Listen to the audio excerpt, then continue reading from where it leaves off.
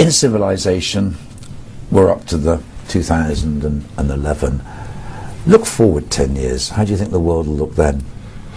Well, if you take a 10-year time horizon, I think we talked earlier about how likely it was that by 2021 China's will be the biggest economy in the world. That's probably the easiest thing to forecast. It's a little harder to forecast what Europe will look like. There's a significant chance right now that the crisis in the Eurozone could get worse, and I fully expect it to get worse. I don't think it's guaranteed that the euro will still exist in 2021, and that could be a surprise for those people who argue insistently that we have no alternative but to be part of an ever deeper and closer European Union. The United States has a choice right now.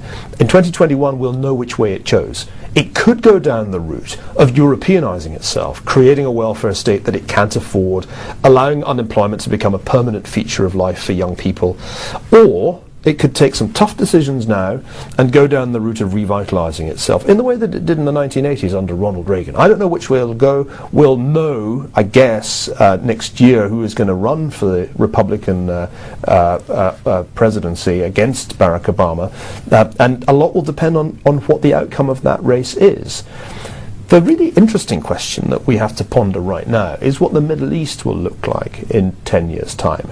As I said, there's a tiny possibility that could all end very happily with democracies of a Western style emerging in countries like Egypt and who knows even Libya. But I would be very surprised if that happened. I think it's much more alarming to imagine a world in which is no longer a feudal monarchy but is actually an Islamic republic in the same way that Iran became an Islamic republic in 1979.